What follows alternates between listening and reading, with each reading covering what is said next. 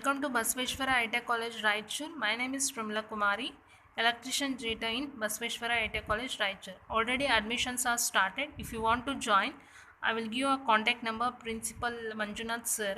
So you can contact sir. So contact number 9972999737. So in previous class ನಾನು sources of energy ಬಗ್ಗೆ ಹೇಳಿದ್ದೆ, non conventional source ಅಂತ ಹೇಳಿದ್ದೆ. So conventional ಸೋರ್ಸ್ಗೆ ನಾನು example thermal power plant ಅಂತ ಕೊಟ್ಟಿದ್ದೆ. ನೆಕ್ಸ್ಟ್ ನಾನ್ ಕನ್ವೆನ್ಷನಲ್ ಸೋರ್ಸ್ಗೆ solar energy, wind energy. So ಇವತ್ತಿನ ಕ್ಲಾಸಲ್ಲಿ ನಾನು ಸೋಲಾರ್ ಎನರ್ಜಿ ಮತ್ತು ವಿಂಡ್ ಎನರ್ಜಿ ಬಗ್ಗೆ ನಿಮಗೆ ಹೇಳ್ತೀನಿ. ಅಂದರೆ ಸೋಲಾರ್ ಎನರ್ಜಿಯಿಂದ, ವಿಂಡ್ ಎನರ್ಜಿಯಿಂದ ಎಲೆಕ್ಟ್ರಿಸಿಟಿ ಯಾವ ಥರ ಜನ್ರೇಟ್ ಆಗುತ್ತೆ ಅಂತ. So non conventional renewable already ಹೇಳಿದ್ದೆ. ರಿನ್ಯೂಯಬಲ್ ಅಂದರೆ ಅಗೇನ್ ಆ್ಯಂಡ್ ಅಗೇನ್ ನಾವು ಯೂಸ್ ಮಾಡಿಕೊಂಡು ನಾವು ಇಲ್ಲಿ ಎಲೆಕ್ಟ್ರಿಸಿಟಿ ಅನ್ನೋದನ್ನು ಪ್ರೊಡ್ಯೂಸ್ ಮಾಡ್ತೀವಿ. ಫಸ್ಟ್ ನಾವು ನೋಡೋಣ ಸೋಲಾರ್ ಎನರ್ಜಿಯಿಂದ ಯಾವ ಥರ ಎಲೆಕ್ಟ್ರಿಸಿಟಿ ಅನ್ನೋದು ಪ್ರೊಡ್ಯೂಸ್ ಆಗುತ್ತೆ. ಸೊ ಸೋಲಾರ್ ಎನರ್ಜಿ ಅನ್ನೋದು ರಿನ್ಯೂಯಬಲ್ ಎನರ್ಜಿ ಸೋರ್ಸ್ ಅಂತ ಕರೀತಾರೆ. ಇದು ಅರ್ತಿಗೆ ಪ್ಲೆಂಟಿಯಾಗಿ ಅಂದರೆ ಯೂಸ್ ಆಫ್ ಸೋಲಾರ್ ಎನರ್ಜಿ ನಾವು ಇದನ್ನು ತೊಗೋಬೋದು. ಅಂದರೆ ಈಸಿ ಅಂದರೆ needless to say that sun is the biggest source of renewable ಸೋರ್ಸಲ್ಲಿ ಯಾವುದು ಬಿಗ್ಗೆಸ್ಟ್ ಸೋರ್ಸ್ ಅಂದರೆ ಸನ್. ಇದಕ್ಕಂದರೆ it is easily available and freely available. Okay, ಫ್ರೀಯಾಗಿ ಅವೈಲೇಬಲ್ ಆಗಿರೋದನ್ನು ನಾವು ಯೂಸ್ ಮಾಡಿಕೊಂಡು ಎಲೆಕ್ಟ್ರಿಸಿಟಿ ಅನ್ನೋದನ್ನು ಜನ್ರೇಟ್ ಮಾಡ್ತಾರೆ. ಸೊ ಈ ಸೋಲಾರ್ ಎನರ್ಜಿ ಅಂದರೆ ಏನು ಅಂದರೆ ಡೆಫಿನೇಷನ್ ಏನು ಅಂದರೆ ಸೋಲಾರ್ ಎನರ್ಜಿ ಅಂದರೆ ಸನ್ನಿಂದ ಲೈಟ್ಸ್ ಏನು ಬೀಳುತ್ತೆ, ಆ ಲೈಟ್ಸಿಂದ ನಾವು ಎಲೆಕ್ಟ್ರಿಸಿಟಿ ಅನ್ನೋದು ಏನು ಜನ್ರೇಟ್ ಮಾಡುತ್ತಲ್ಲ ಅದನ್ನು ಸೋಲಾರ್ ಎನರ್ಜಿ ಅಂತ ನಾವು ಕರಿತೀವಿ. So in this presentation I am going to explain you how electricity harvested, ಯಾವ ಥರ ಎಲೆಕ್ಟ್ರಿಸಿಟಿ ಹಾರ್ವೆಸ್ಟ್ ಮಾಡ್ತಾರೆ ಸೋಲಾರ್ ಎನರ್ಜಿಯಿಂದ, ಆ್ಯಂಡ್ ಯಾವ ಥರ ಸೋಲಾರ್ ಎನರ್ಜಿಯಿಂದ ಎನರ್ಜಿ ಅನ್ನೋದನ್ನು ಯೂಟಿಲೈಸ್ ಮಾಡ್ಕೊತಾರೆ. ಫಸ್ಟ್ ಇಲ್ಲಿ ಸೋಲಾರ್ ಪವರ್ ಸಿಸ್ಟಮಲ್ಲಿ ನಮಗೆ ಮೇನ್ ಇಂಪಾರ್ಟೆಂಟ್ ಇಕ್ವಿಪ್ಮೆಂಟ್ ಏನು ಅಂದರೆ ಫೋಟೋವ್ಯಾಲೆಟಿಕ್ ಎಫೆಕ್ಟ್ ಅಂತ ಕರಿತೀವಿ. ಸೋಲಾರ್ ಎನರ್ಜಿ ಬಂದ್ಬಿಟ್ಟು ಇಲ್ಲಿ ಏನು ಮಾಡುತ್ತೆ, ಡೈರೆಕ್ಟ್ ಫೋಟೋವ್ಯಾಲೆಟಿಕ್ನ ಎಲೆಕ್ಟ್ರಿಸಿಟಿಯಲ್ಲಿ ನಮಗೆ ಕೊಡುತ್ತೆ. ಎಲೆಕ್ಟ್ರಿಸಿಟಿ ಅನ್ನೋದು ಜನ್ರೇಟ್ ಆಗುತ್ತೆ. ಸೊ ಸೋಲಾರ್ ಎನರ್ಜಿ ಯಾವ ಪ್ರಿನ್ಸಿಪಲ್ ಮೇಲೆ ವರ್ಕ್ ಆಗುತ್ತೆ ಅಂದರೆ ಫೋಟೋವ್ಯಾಲೆಟಿಕ್ ಎಫೆಕ್ಟ್ ಅನ್ನೋ ಆ ಪ್ರಿನ್ಸಿಪಲ್ ಮೇಲೆ ಈ ಒಂದು ಸೋಲಾರ್ ಎನರ್ಜಿ ಅನ್ನೋದು ವರ್ಕ್ ಆಗುತ್ತೆ. ಈ ಫೋಟೋವ್ಯಾಲೆಟಿಕ್ ಸೆಲ್ಸ್ ಏನಿದೆ ಅವಲ್ಲ, ಸಪೋಸ್ ನಾವು ಓನ್ಲಿ ಒನ್ ಫೋಟೋವ್ಯಾಲೆಟಿಕ್ ಸೆಲ್ ಕನೆಕ್ಟ್ ಮಾಡಿದರೆ ನಮಗೆ ಅಲ್ಲಿ ಯೂಜ್ ಅಮೌಂಟ್ ಆಫ್ ಬರಲ್ಲ, ರಿಕ್ವೈರ್ಡ್ ಅಮೌಂಟ್ ಆಫ್ ಎಲೆಕ್ಟ್ರಿಸಿಟಿ ಅನ್ನೋದನ್ನು ಪ್ರೊಡ್ಯೂಸ್ ಮಾಡೋಕ್ಕೆ ಆಗಲ್ಲ. ಸೊ ಅದರಿಂದ ಏನು ಮಾಡ್ತೀವಿ, ಫೋಟೋವ್ಯಾಲೆಟಿಕ್ ಸೆಲ್ಸ್ ಅನ್ನೋದು ಭಾಳಷ್ಟು ಕನೆಕ್ಟ್ ಮಾಡಿಬಿಟ್ಟು ಸೊ ಅಲ್ಲಿ ಒಂದು ಫ್ರೇಮ್ ಅನ್ನೋದು ಕ್ರಿಯೇಟ್ ಮಾಡ್ತೀವಿ. ಈ photovoltaic cells one by one connect ಮಾಡಿಕೊಂಡು ಅಲ್ಲಿ ಫ್ರೇಮ್ ಅನ್ನೋದು ಕ್ರಿಯೇಟ್ ಆಗುತ್ತೆ. ಓಕೆ, ಆ ಫ್ರೇಮ್ನೇ ನಾವು ಏನಂತ ಕರಿತೀವಿ ಅಂದರೆ ಪ್ಯಾನಲ್ ಅಂತ ಕರಿತೀವಿ. ಸೊ ಅದರಲ್ಲಿ ಆ ಪ್ಯಾನಲಲ್ಲಿ ಏನಿರುತ್ತೆ ಅಂದರೆ ಈ ಒಂದು ಫೋಟೋವ್ಯಾಲೆಟಿಕ್ ಇಕ್ವಿಪ್ಮೆಂಟ್ ಅನ್ನೋದು ಇರುತ್ತೆ. ಸೊ ನಾವು ಒಂದು ಕನೆಕ್ಟ್ ಮಾಡಿದರೆ ಭಾಳಷ್ಟು ಕಡಿಮೆ ಅನ್ನೋ ಒಂದು ಎಲೆಕ್ಟ್ರಿಸಿಟಿ ಅನ್ನೋದು ಜನ್ರೇಟ್. ಸಪೋಸ್ ಅದೇ ಜಾಸ್ತಿಯಾಗಿ ನಾವು ಫೋಟೋವ್ಯಾಲೆಟಿಕ್ ಒಂದು ಸಿಸ್ಟಮ್ ನಾವು ಅಲ್ಲಿ ಸೆಲ್ಸ್ ಅನ್ನೋದು ಕನೆಕ್ಟ್ ಮಾಡಿದರೆ ನಮಗೆ ರಿಕ್ವೈರ್ಡ್ ಅಮೌಂಟ್ ಆಫ್ ಎಲೆಕ್ಟ್ರಿಸಿಟಿ ಅನ್ನೋದು ಜನ್ರೇಟ್ ಆಗುತ್ತೆ. ಸೊ ಆ ಒಂದು ಫೋಟೋವ್ಯಾಲೆಟಿಕ್ ಕಂಪ್ಲೀಟ್ ಸಿಸ್ಟಮ್ನ ನಾವು ಯಾವ ಥರ ಫ್ರೇಮ್ ಮಾಡ್ತೀವಲ್ಲ ಅದನ್ನು ನಾವು ಏನಂತ ಕರಿತೀವಿ, ಸೋಲಾರ್ ಪ್ಯಾನಲ್ ಅಂತ ನಾವು ಕರಿತೀವಿ. ಸೊ ತೋರಿಸ್ diagram as you can see, ಇಲ್ಲಿ ನಿಮಗೆ ಒಂದು ಪ್ಯಾನಲ್ ಕಾಣ್ತದೆ, ಸೋಲಾರ್ ಪ್ಯಾನಲ್ ಅಂತ ನಾವು ಕರಿತೀವಿ. ಈ ಸೋಲಾರ್ ಪವರ್ ಪ್ಯಾನಲ್ನ ಏನು ಕನ್ವರ್ಟ್ ಮಾಡುತ್ತೆ ಅಂದರೆ ಡೈರೆಕ್ಟ್ ನಮಗೇನು ಸನ್ಲೈಟ್ ಸಿಗುತ್ತಲ್ವ ಸನ್ನಿಂದ, ಆ ಒಂದು ಸನ್ಲೈಟಿಂದ ಈ ಒಂದು ಫೋಟೋವ್ಯಾಲೆಟಿಕ್ ಎಫೆಕ್ಟ್ ಮೇಲೆ ವರ್ಕ್ ಆಗಿ ಈ ಫೋಟೋವ್ಯಾಲೆಟಿಕ್ ಏನು ಮಾಡುತ್ತೆ ಅಂದರೆ ಅದರಲ್ಲಿ ಯಾವಾಗ ಈ ಒಂದು ಸನ್ಲೈಟಿಂದ ಲೈಟ್ಸ್ ಈ ಫೋಟೋವ್ಯಾಲೆಟಿಕ್ ಸಿಸ್ಟಮ್ ಈ ಸೆಲ್ ಮೇಲೆ ಬೀಳುತ್ತೋ ಅದೇನು ಮಾಡುತ್ತೆ ಅಂದರೆ ಪ್ರೋಟಾನ್ಸ್ ಅನ್ನೋದನ್ನು ಅಬ್ಸರ್ವ್ ಮಾಡಿಕೊಂಡು ಎಲೆಕ್ಟ್ರಾನ್ಸ್ ಅನ್ನೋದನ್ನು ಫ್ರೀ ಎಲೆಕ್ಟ್ರಾನ್ಸ್ ಅನ್ನೋದನ್ನು ರಿಲೀಸ್ ಮಾಡುತ್ತೆ. ಅದರಿಂದ ಈ ಒಂದು ಎಲೆಕ್ಟ್ರಿಸಿಟಿ ಅನ್ನೋದು ಜನ್ರೇಟ್ ಆಗುತ್ತೆ.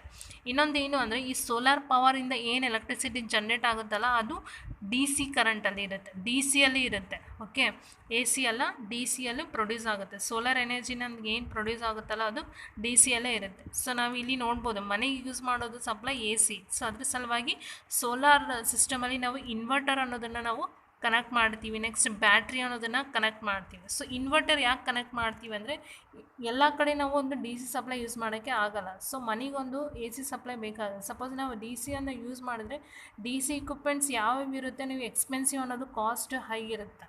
ಓಕೆ, ಸೊ ಇಲ್ಲಿ ನೋಡ್ಬೋದು ಮನೆಗೆ ಎ ಸಿ ಸಪ್ಲೈ ಯೂಸ್ ಮಾಡೋದ್ರಿಂದ ನಾವು ಇಲ್ಲಿ ಏನು ಮಾಡ್ತೀವಿ, ಒಂದು ಇನ್ವರ್ಟರ್ ಅನ್ನೋದನ್ನು ನಾವು ಕನೆಕ್ಟ್ ಮಾಡಿಬಿಟ್ಟು ಈ ಡಿ ಸಿ ಕರೆಂಟ್ ಏನು ಪ್ರೊಡ್ಯೂಸ್ ಆಗುತ್ತಲ್ವ ಈ ಇನ್ವರ್ಟರ್ ಏನು ಮಾಡುತ್ತೆ ಎ ಸಿಯಲ್ಲಿ ಕನ್ವರ್ಟ್ ಮಾಡಿಬಿಟ್ಟು ನಮಗೆ ಸಪ್ಲೈ ಅನ್ನೋದು ಕೊಡುತ್ತೆ. ನೆಕ್ಸ್ಟ್ ಇನ್ವರ್ಟರ್ ಆದಮೇಲೆ ಇಲ್ಲಿ ಏನು ಮಾಡ್ಬೋದು, ಒಂದು ಡಿ ಸಿ ಟು ಎ ಸಿಯಲ್ಲಿ ಕನ್ವರ್ಟ್ ಮಾಡಿದ ಮೇಲೆ ಈ ಒಂದು ಎಲೆಕ್ಟ್ರಿಸಿಟಿ ಏನು ಜನ್ರೇಟ್ ಆಗುತ್ತೆ ಅದು ಮೇನ್ ನಮಗೇನು ಮನೆಯಲ್ಲಿ ಏನು ಮೇನ್ ಪವರ್ ಸಿಸ್ಟಮ್ ಇರುತ್ತಲ್ವ ಅಲ್ಲಿ ಒಂದು ಕನೆಕ್ಟ್ ಮಾಡ್ತಾರೆ. ನೆಕ್ಸ್ಟ್ ಸಪೋಸ್ ಈ ಸೋಲಾರ್ ಪ್ಯಾನಲ್ಸಿಂದ ಏನಾದರೂ ಹೈ ಪವರ್ ಜನ್ರೇಟ್ ಆದರೆ ಇಲ್ಲೇನಾಗುತ್ತೆ ಗ್ರಿಡ್ಡಿಗೆ ಅದನ್ನು ನಾವು ಎಕ್ಸ್ಪೋರ್ಟ್ ಮಾಡ್ತೀವಿ. ಸೊ ಗ್ರಿಡ್ಡಿಗೆ ಎಕ್ಸ್ಪೋರ್ಟ್ ಮಾಡಿದಾಗಲೇ ನಾವು ಚಾರ್ಜಸ್ ಅಂದರೆ ಒಂದು ಯೂನಿಟ್ಗೆ ಇಷ್ಟು ಅಂತ ನಮಗೆ ಅಮೌಂಟ್ ಅನ್ನೋದು ಅವರು ಕೊಡೋದು ನಡೆಯುತ್ತೆ. ಅಂದರೆ ನಾವು ಇಲ್ಲೇನು ಮಾಡ್ತೀವಿ, ನಮಗೆ ಎಷ್ಟು ಬೇಕು ಹೌಸಿಗೆ ಅಷ್ಟು ಎನರ್ಜಿಯನ್ನು ತೊಗೊಂಡ್ಬಿಟ್ಟು ಉಳ್ಕಿಂದ ಏನು ಪವರ್ ಜನ್ರೇಟ್ ಆಗುತ್ತಲ್ವ ಅದು ನಾವು ಗೌರ್ಮೆಂಟಿಗೆ ಅಂದರೆ ಗ್ರಿಡ್ಡಿಗೆ ಕೊಟ್ಟಾಗ ಏನು ಮಾಡ್ತಾರೆ ಅವರು 1 ಯೂನಿಟಿಗೆ 5 ರೂಪೀಸ್, 1 ಯೂನಿಟಿಗೆ 3 ರೂಪೀಸ್ ಅನ್ನೋದು ಅಮೌಂಟ್ ಫಿಕ್ಸ್ ಮಾಡಿಬಿಟ್ಟು ನಮಗೆ ಅಲ್ಲಿ ಚಾರ್ಜಸ್ ಅನ್ನೋದು ಕೊಡ್ತಾರೆ. ಸೊ ಇದು ಸೋಲಾರ್ ಯಾವ ಥರ ವರ್ಕ್ ಆಗುತ್ತೆ ಅಂತ. ಸೊ ಮೇನ್ ಏನು ಅಂದರೆ ಸೋಲಾರ್ ಪವರಲ್ಲಿ ನಮಗೆ ಫೋಟೋವೋಲ್ಟೈಕ್ ಎಫೆಕ್ಟ್ ಪ್ರಿನ್ಸಿಪಲ್, ಈ ಪ್ರಿನ್ಸಿಪಲ್ ಮೇಲೆ ಇದು ಸೋಲಾರ್ ಎನರ್ಜಿ ಅನ್ನೋದು ವರ್ಕ್ ಆಗುತ್ತೆ. ಸೊ ಅಡ್ವಾಂಟೇಜಸ್ ಡಿಸ್ಅಡ್ವಾಂಟೇಜಸ್ ಏನು, ಸೋಲಾರ್ ಎನರ್ಜಿ ಯೂಸ್ ಮಾಡಿದರೆ ಅಡ್ವಾಂಟೇಜಸ್ಸು ಇದೆ, ಅದರ ಜೊತೆಗೆ ಡಿಸ್ಅಡ್ವಾಂಟೇಜಸ್ನೂ ಇದೆ. ಸೊ ಸೋಲಾರ್ ಎನರ್ಜಿ ಅನ್ನೋದು ನಾನು ಆಲ್ರೆಡಿ ಹೇಳಿದ್ದೆ, ರಿನ್ಯೂಯಬಲ್ ಆ್ಯಂಡ್ ಪೊಲ್ಯೂಷನ್ ಫ್ರೀ ಅನ್ನೋದು ಇರುತ್ತೆ. ಸೊ ಸೋಲಾರ್ ಲೈಟ್, ಸನ್ಲೈಟ್ ಯಾವಾಗಲೂ ನಮಗೆ ಅವೈಲೇಬಲ್ ಇರುತ್ತೆ, ಅದ್ರ ಸಲುವಾಗಿ ಇದನ್ನು ರಿನ್ಯೂಯಬಲ್ ಅಂತ ನಾವು ಕರಿತೀವಿ. Next pollution free.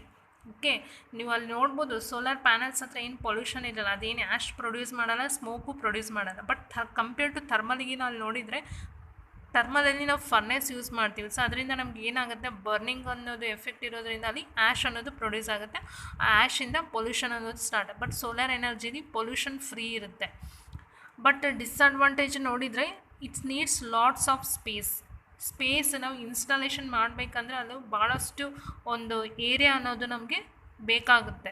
Okay, surface area ಅನ್ನೋದು ಭಾಳಷ್ಟು ತೊಗೊಳುತ್ತೆ solar energy. Next advantage, reduce electricity bill. ಈ ಸೋಲಾರ್ ಎನರ್ಜಿನ ನಾವು ಇನ್ಸ್ಟಾಲ್ ಮಾಡಿಕೊಂಡ್ರೆ ಎಲೆಕ್ಟ್ರಿಸಿಟಿ ಅನ್ನೋದನ್ನು ಬಿಲ್ ಅನ್ನೋದನ್ನು ನಾವು ಕಡಿಮೆ ಮಾಡ್ಕೋಬೋದು. ಓಕೆ, ಬಟ್ ಇದರಲ್ಲಿ ನಮಗೆ ಹೈ ಇನಿಷಿಯಲ್ ಕಾಸ್ಟ್. ಸಪೋಸ್ ನಾವು ಕಾಸ್ಟ್ ನೋಡಿದರೆ ನಾವು ಸೋಲಾರ್ ಪವರ್ ಪ್ಲ್ಯಾಂಟ್ ನಾವು ಇನ್ಸ್ಟಾಲ್ ಮಾಡಬೇಕಂದ್ರೆ ಇನಿಷಿಯಲ್ ಕಾಸ್ಟ್ ಅನ್ನೋದು ಜಾಸ್ತಿ ಇರುತ್ತೆ. ಓಕೆ, ಬಟ್ ನಾವು ಇದರಿಂದ ಎಲೆಕ್ಟ್ರಿಸಿಟಿ ಬಿಲ್ಲನ್ನು ರೆಡ್ಯೂಸ್ ಮಾಡ್ಬೋದು. ಬಟ್ ಇನ್ಸ್ಟಾಲ್ ಮಾಡಬೇಕಂದ್ರೆ ಕಾಸ್ಟ್ ಅನ್ನೋದು ಜಾಸ್ತಿ ಇರುತ್ತೆ. ಒಂದು ಸತಿ ನಾವು ಇನ್ಸ್ಟಾಲ್ ಮಾಡಿಕೊಂಡ್ರೆ ಅದರ ಲಾಂಗ್ ಟರ್ಮ್ವರೆಗೆ ನಾವು ಈಸಿಯಾಗಿ ಚೀಪರ್ ಇರುತ್ತೆ.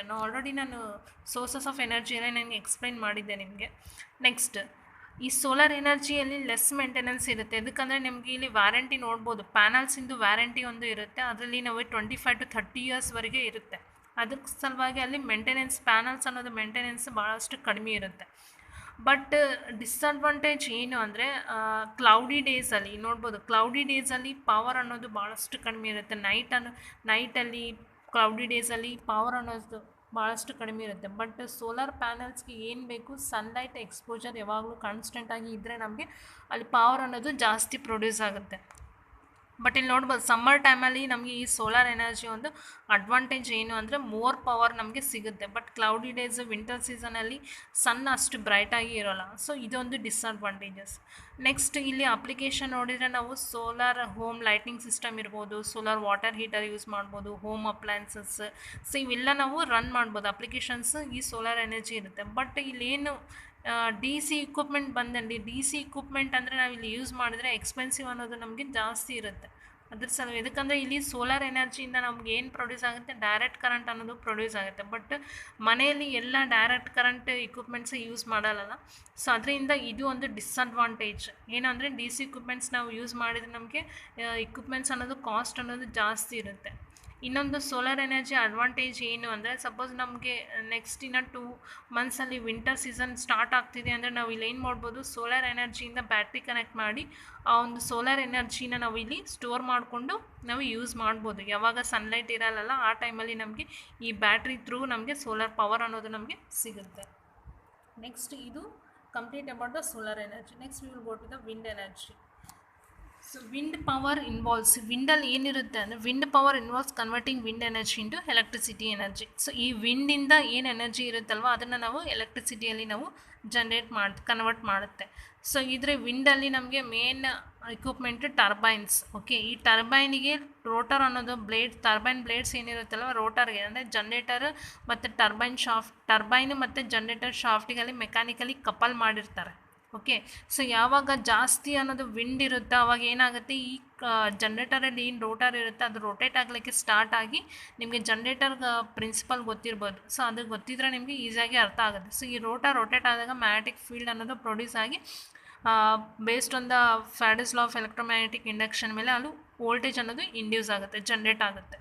ಸೊ ನಿಮಗೆ ಇಲ್ಲಿ ನೋಡ್ಬೋದು ವಿಂಡ್ ಟವರ್ಸ್ ಇನ್ ರೆಸಿಡೆನ್ಷಿಯಲ್. ನಾವು ರೆಸಿಡೆನ್ಷಿಯಲ್ ಒಂದು ವಿಂಡ್ ಟರ್ಬೈನ್ ನಾವು ಕನೆಕ್ಟ್ ಮಾಡಿದರೆ ಒಂದು ಹೌಸ್ಗೆ ಒಂದು wind turbine is sufficient. Okay, so ಇಲ್ಲಿ ಹೈಟ್ ನೋಡಿದರೆ ಫಾರ್ ರೆಸಿಡೆನ್ಷಿಯಲ್ ಬಿಲ್ಡಿಂಗ್ಗೆ ಅದು ಒಂದು ವಿಂಡ್ ಟವರ್ ಎಷ್ಟು ಹೈಟ್ ಇರಬೇಕಂದ್ರೆ 20 ಮೀಟರ್ಸ್ ಅಷ್ಟು ಹೈಟ್ ಇರುತ್ತೆ.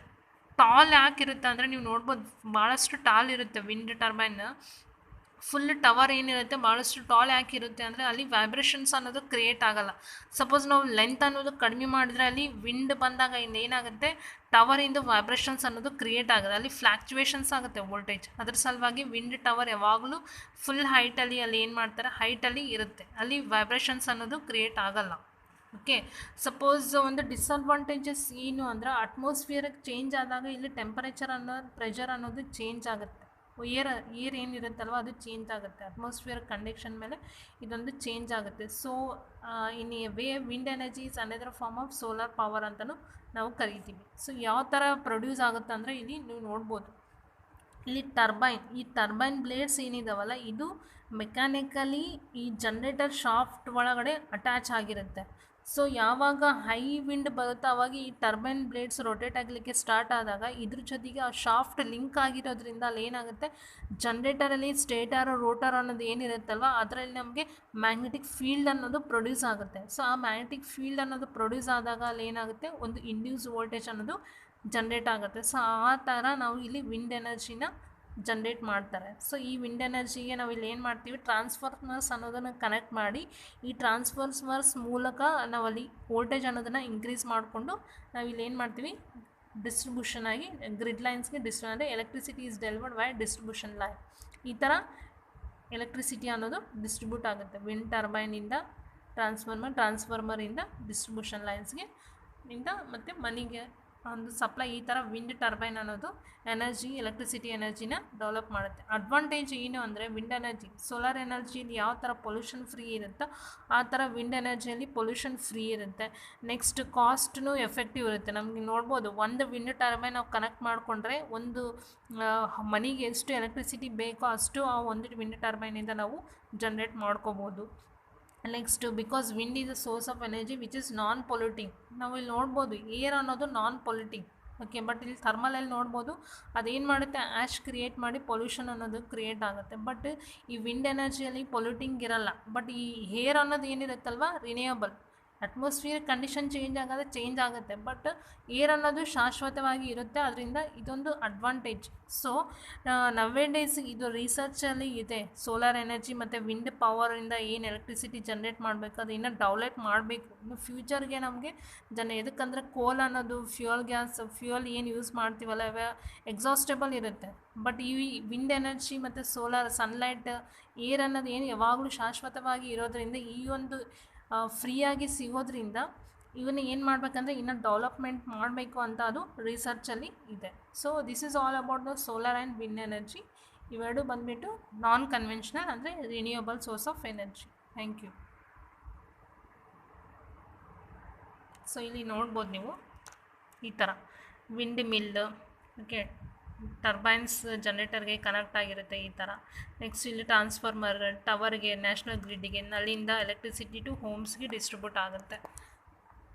ನೆಕ್ಸ್ಟ್ ಇದು ಸೋಲಾರ್ ಎನರ್ಜಿ ಯಾವ ಥರ ಕನೆಕ್ಟ್ ಆಗುತ್ತೆ, ಪ್ಯಾನಲ್ಸ್ ಅನ್ನೋದರ ರೂಫ್ ಟಾಪ್ ಮೇಲೆ ಕನೆಕ್ಟ್ ಮಾಡಿ ಸೊ ಇಲ್ಲಿ ಆಗುತ್ತೆ. ನಮ್ಗೆ ಏನಾದರೂ ಎಕ್ಸ್ಟ್ರಾ ಪವರ್ ಜನ್ರೇಟ್ ಆದರೆ ಇದು ಗ್ರಿಡ್ಡಿಗೆ ಕೊಡ್ತಾರೆ. ಇಲ್ಲಿಂದ ನಮಗೆ ಅವರು ಪರ್ ಯೂನಿಟ್ಗೆ ಇಷ್ಟು ಕೊಡ್ತೀವಂತ ಅಲ್ಲಿ ಸಪ್ಲೈ ಅಥಾರಿಟಿ ಪವರ್ ಗ್ರಿಡ್ ಅವರು ಈ ಥರ ನಮಗೆ ಎಕ್ಸ್ಪೋರ್ಟ್ ಮಾಡ್ಬೋದು ಏನಾದರೂ ಎಕ್ಸ್ಟ್ರಾ ಪವರ್ ಜನ್ರೇಟ್ ಆದರೆ.